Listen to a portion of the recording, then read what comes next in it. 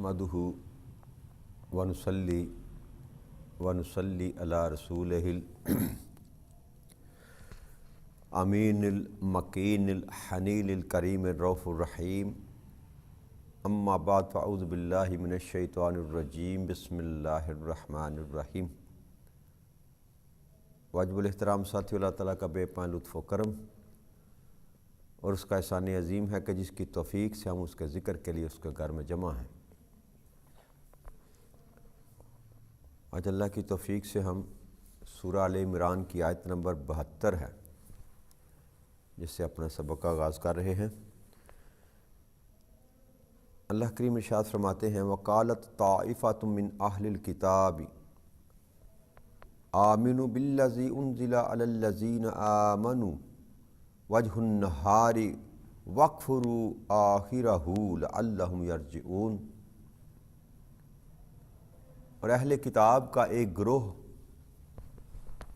कहता है कि तुम इस किताब पर यानी कि कुरान करीम पर जो मुसलमानों पर नाज़िल की गई है,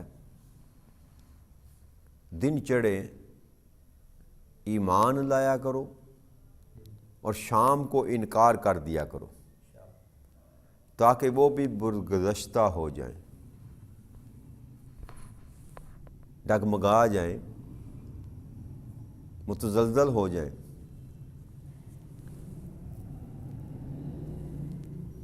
तो ये आयत करीमा जो है यहूदियों का एक ग्रोह था, 12 आदमियों का ग्रोह,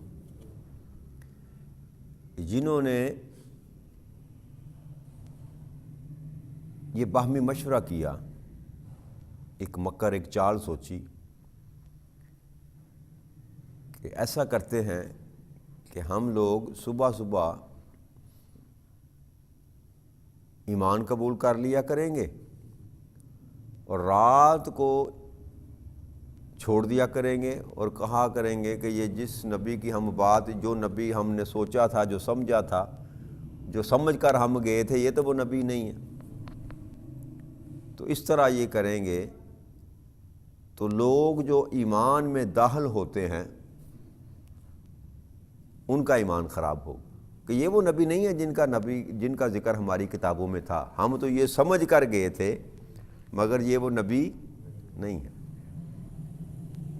तो ये उनका प्रोग्राम था कि हमारी इस कावश से, कोशिश से उनके दीन में आने वाले लोगों का जो दिल है उसमें शक और शुबा पैदा किया जाए।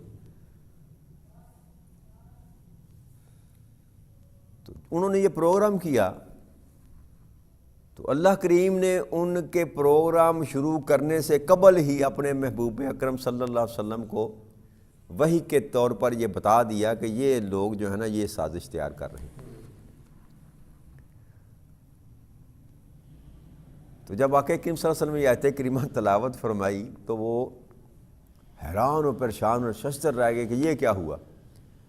अभी तो बात हमारे दिलों में थी, हम तो अभी मशवरा छुप कर मशवरा कर रहे थे, इस नबी को किसने बता दिया।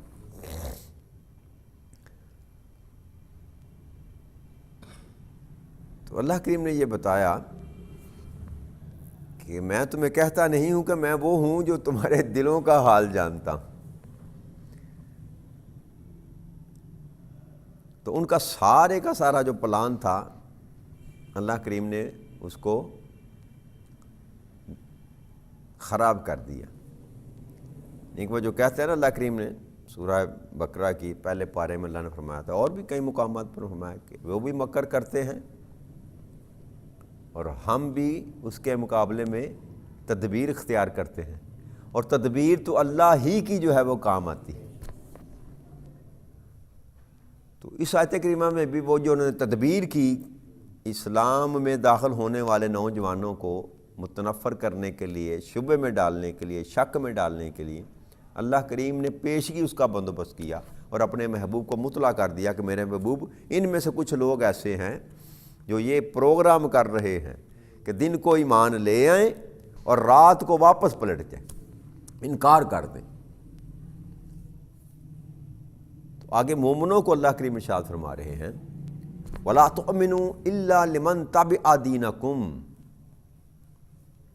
قل ان الخدا خدا اللہ ان یؤتی احد مثل ما اوتیتم او یحاجکم عند ربکم قل ان الفضل بید اللہ یؤتیہ من یشاء واللہ واسع علیم۔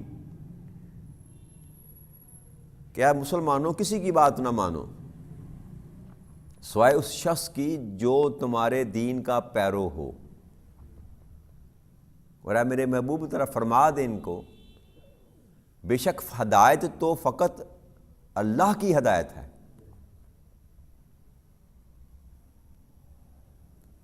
کہ جیسی کتاب تمہیں دیا گیا، قرآن دین تمہیں دیا گیا،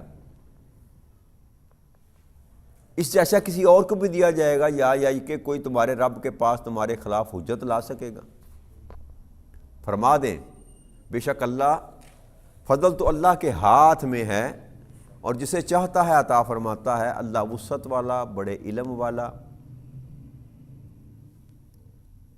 تو اس آیت کریمہ میں اللہ کریم نے اسی بات کا ایمان والوں کو یہ بات بتائی کہ جو شخص تمہارے دین پر ہی نہیں ہے اس کی بات پر کان مت دھرو، اس کی بات پر۔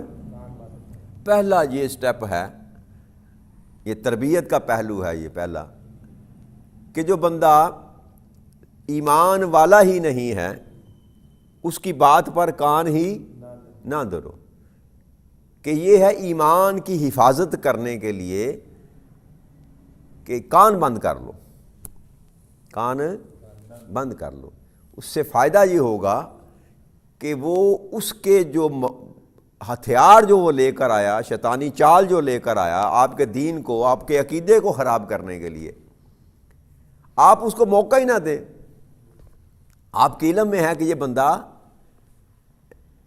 میرے دین پر نہیں ہے، اس کا ایمان وہ نہیں ہے جو میرا ایمان ہے، تو اللہ کریم کے حکم کے مطابق یہ حکم الہی ہے کہ اس کا سب سے بہتر جو دفاع ہے وہ یہ کیا ہے کہ ایسے بندے کی بات ہی نہ سنو، ایسے بندے کی، اور اس کو بھائی میرے پاس ٹائم نہیں ہے، کوئی اور تلاش کر۔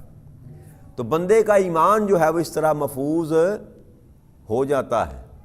کیونکہ میں نے آپ سے یہ عرض کی تھی کہ جو بندہ کافر ہے اس پر شیطان محنت نہیں کرتا، جو پختہ ایمان والا ہے اس پر بھی شیطان محنت نہیں کرتا۔ یہ دو حدیں ہیں نا، ایک کفر میں پڑا ہے، ایک ایمان میں استقامت پا چکا ہے، تو اس پر وہ اتنی محنت چھوڑتا نہیں ہے، لیکن اتنی محنت کس پہ کرتا ہے؟ جو نیا نیا اسلام میں داخل ہو، جو نیا نیا دین کی طرف آئے، جو نیا نیا اللہ کے قریب آنے کی کوشش کرے، اس پر محنت کرتا ہے، اور ہر طریقے سے کرتا ہے، روپ بدل بدل کر، انداز بدل بدل کر، بات بدل بدل کر، تو وہ آپ کے ایمان کو خراب کرنے کی کوشش کرے گا۔ تو اس کی پیش بندی رب کریم نے پہلے ہی بتا دی کہ کسی کی بات ہی نہ مانو سوائے اس شخص کے جو تمہارے دین کا پیروکار ہے،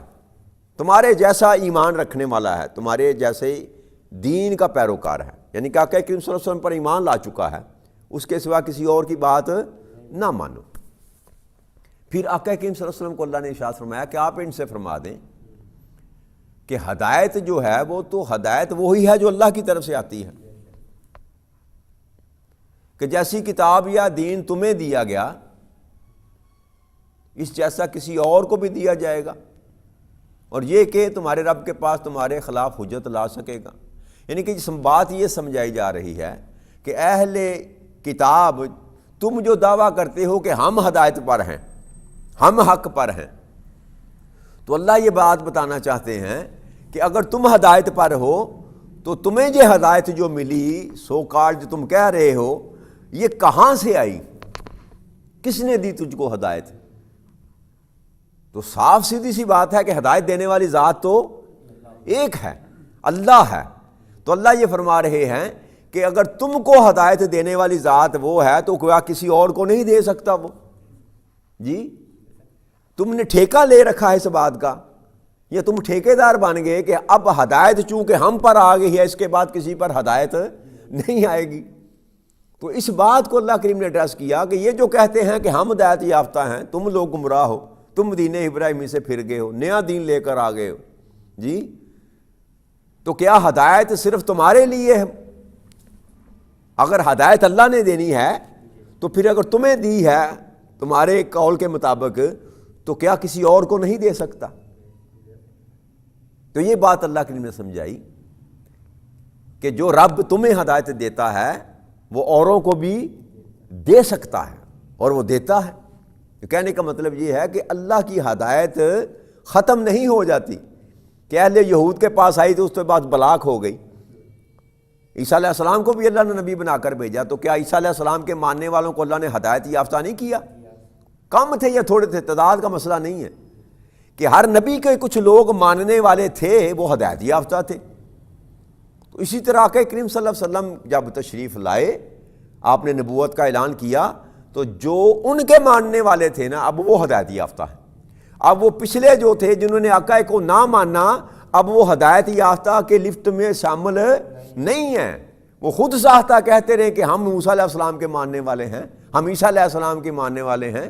اگر تو وہ موسیٰ علیہ السلام یا عیسیٰ علیہ السلام کی ماننے والے ہوتے تو پھر آقا کریم صلی اللہ علیہ وسلم کا کبھی انکار نہ کرتے۔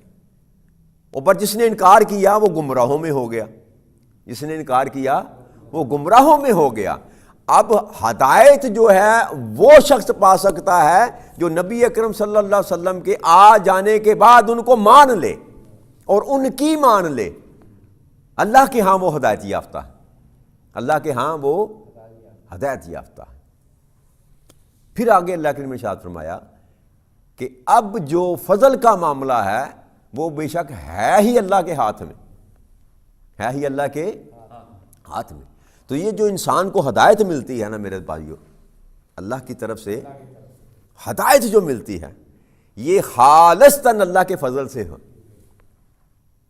آخرت میں بھی میں نے آپ سے عرض کی تھی نا کہ آپ جو کر کے جائیں گے وہ آپ کو لٹا دیا جائے گا، نیکی کر کے جائیں یا بدی کر کے جائیں، وہ آپ کو لٹا دیا جائے گا۔ وہ عدل ہوگا رب کریم کا، جو آپ نے کیا وہ برابر کر کے آپ کو دے دے گا کہ یہ تو نے بھیجا تھا نا، یہ لے جا، تیری کتاب میں یہ درج ہے، نیکی ہے یا بدی ہے، یہ تو ہوگا اس کا عدل۔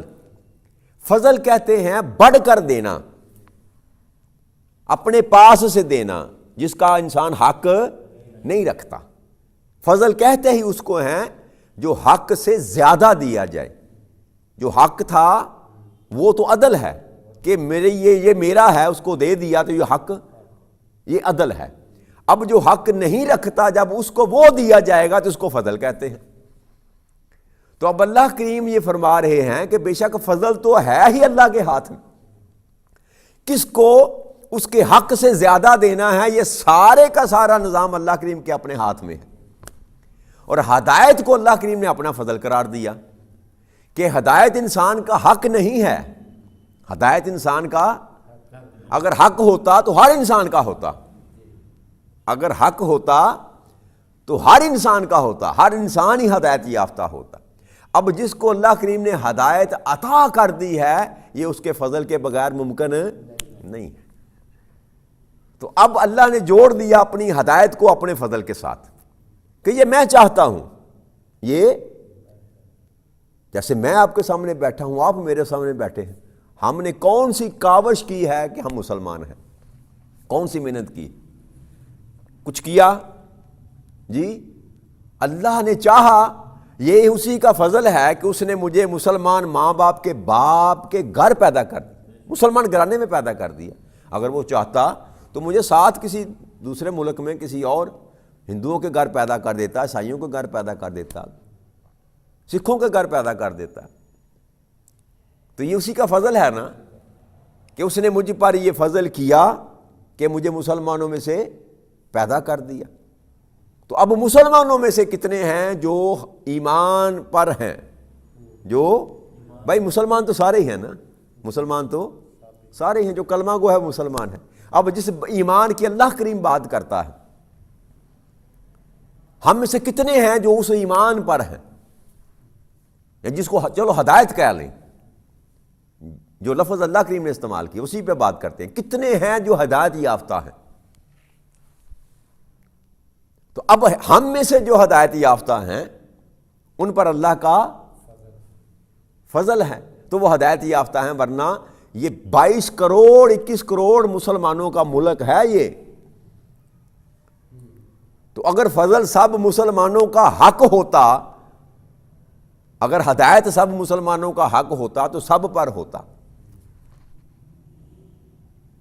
تو اللہ کا فضل جو ہے وہ اللہ کی منشا پر ہے، اللہ کی منشا پر ہے، اور اللہ پہلے چیک کرتا ہے، ٹیسٹ لیتا ہے، کیا یہ اس قابل ہے کہ میں اس پر اپنا فضل کروں؟ اس کے اپنے پیمانے ہیں جی، وہ چاہے تو بغیر چیک کرنے کے دے دے، اس کو کوئی پوچھنے والا نہیں ہے. لیکن اس بات کو ہمیشہ یاد رکھیے گا، آدم علیہ السلام سے لے کر ابراہیم علیہ السلام تک، اسماعیل علیہ السلام، یہاں آقا کریم صلی اللہ علیہ وسلم کی ذات بابرکات ہے. کسی ایک نبی کو بھی بغیر امتحان کے اس نے نوازا نہیں ہے. جتنا فضل ہے اس کے پیچھے اتنی محنت ہے، اتنی مشقت ہے، اتنی مصیبتیں ہیں، اتنی آزمائشیں ہیں. تو ہدایت وہ دیتا ہے، فضل وہ کرتا ہے، لیکن اس کے پیچھے وہ دیکھتا ہے کہ اس کی کاوش کیا ہے، اس کی محنت کیا ہے. ایسے نہیں نواز دیتا وہ جی. آپ مزدوری نہ کسی کی کریں، بھائی آپ کو کوئی لے جائے کام کرنے کے لیے کہ چلو یار ڈال کے میری یہ اینٹیں ہی آپ نے چھت پہ چڑھوانی ہے، اور آپ جا کر وہاں کھڑے ہو جائیں، صبح سے لے کر 5 بجے تک کھڑے رہیں، آپ کچھ نہ کریں، تو کون آپ کو مزدوری دے گا جی؟ تو کچھ تو کرنا پڑے گا نا جی. ایک رحمت ایک فضل تو اس نے کیا کہ مجھے مسلمان بنا دیا، لیکن اس کی ہدایت یافتہ لوگوں میں شامل ہونے کے لیے مجھے کچھ تو کرنا پڑے گا نا. منشا تو اس کی ہے، منشا تو اس کی ہے، لیکن اس کے پیچھے میرا کسب بھی تو شامل ہے نا. میں چاہوں گا ہدی للمتقین، ہدایت ہے کن کے لیے؟ کن کے لیے؟ پہلا سبق جو ہم نے پڑھا تھا، کن کے لیے ہدایت ہے؟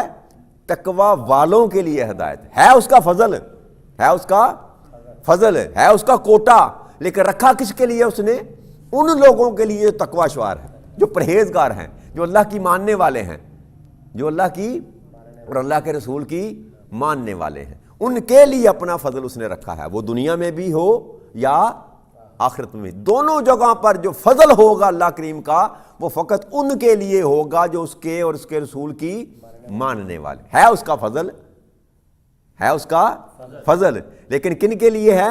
جو اس کی ماننے والے ہیں. اور پھر اللہ کریم نے فرمایا یؤتیہ من یشاء، کہ جب ہے فضل ہے ہی میرا تو پھر جس کو میں چاہتا ہوں دیتا ہوں. سارے کا سارا میری منشا پر ہے، سارے کا سارا میری منشا پر ہے. تو کسب کا ایک حد تک کردار ہے اس میں، کسب کا، کیونکہ اللہ کبھی کسی کا قرض نہیں رکھتا.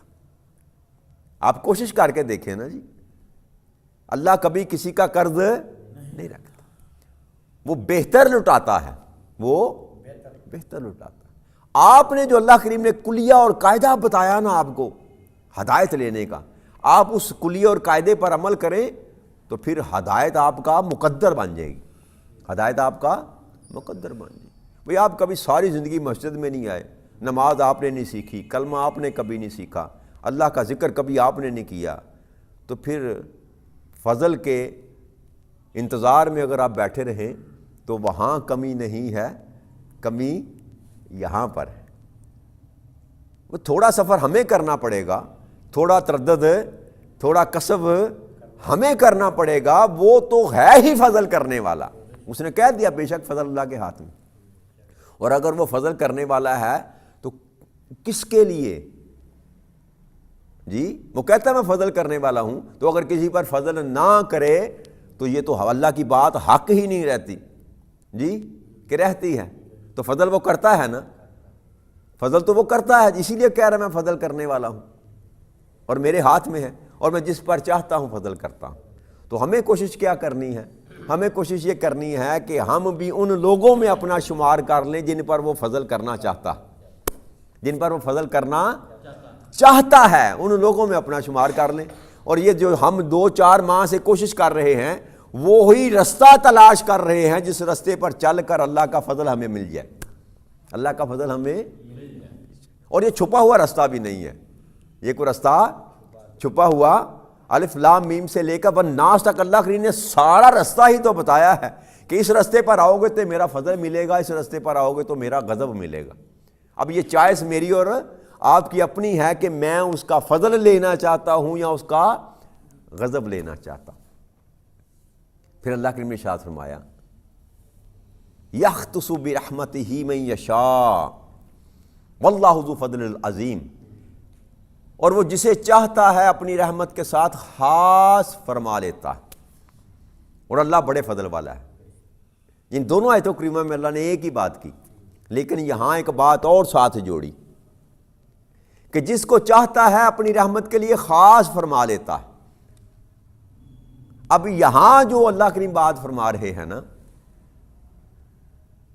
کہ جس کو میں چاہتا ہوں خاص کر لیتا ہوں، کہ یہ جو تم کہہ رہے ہو نا کہ ہم ابراہیم علیہ السلام کے ماننے والے، یا ہم اہل یہود ہیں، یا ہم عیسائی ہیں، عیسیٰ علیہ السلام کے ماننے والے ہیں، تو اس گمان میں تم نہ رہنا کہ بس تم ہی ہو جن پر اللہ کی رحمت ہے۔ یہ اللہ جو جس کو چاہتا ہے اپنی رحمت کے لیے خاص کر لیتا ہے۔ اب میں نے چن لیا، کن کو چن لیا؟ اپنے محبوب کے غلاموں کو چن لیا۔ اب ان رحمت میری خاص ہوگی کن کے لیے؟ جو میرے محبوب کے دیوانے ہیں ان کے لیے خاص ہو۔ تو رحمت اللہ کی جو ہے نا وہ بھی مشروط ہے، یاد رکھیے گا۔ ایک رحمت کے بھی بات تھوڑی لمبی ہو جائے گی، چلو اس کو پھر کسی دن مضمون کو کر لیں گے کہ رحمت کے بھی 2 جز ہیں، یاد رکھیے، رحمت کے بھی 2 جز۔ اس پر انشاءاللہ پھر کسی وقت بات کریں گے، بات لمبی ہو جائے گی۔ تو بات یہی کہ اللہ جس پر چاہتا ہے اپنی رحمت کو خاص کر دیتا، اس کے لیے کسی سے اس کو پوچھنے کی ضرورت نہیں ہے۔ اور پھر اللہ نے فرمایا اللہ بڑے فضل والا ہے۔ وہاں فرمایا فضل والا ہے، فضل اللہ کے ہاتھ میں ہے، یہاں فرمایا کہ بڑے ہی فضل والا ہے۔ تو یہاں بھی تقییداً اللہ کریم نے دوبارہ اسی بات کو بیان فرمایا، اور ساتھ ذو کا لفظ استعمال کر۔ ذو کہتے ہیں یعنی کہ بے انتہا، ویسے تو ذو 2 کے معنی میں بھی استعمال ہوتا ہے یا کئی کے معنی میں، کہتے ہیں نا ذو معنی، لفظ استعمال ہوتا ہے ذو معنی، جس لفظ کے کئی معنی نکلتے ہوں، ٹھیک ہے نا۔ تو یہاں اللہ فرمایا ذو فضل، ذو رحمت بھی کہتا ہے اللہ کریم کہ بڑی رحمت کرنے والا یا بڑا فضل کرنے والا، ایک فضل نہیں کئی فضل کرنے والا تم۔ تو یہی بات کو ختم کرتے ہیں، اس سے چاہا اللہ نے تو اس سے آگے کل مضمون کو لے کر چلیں گے۔ وما علینا الا البلاغ المبین۔ السلام علیکم ورحمۃ اللہ وبرکاتہ۔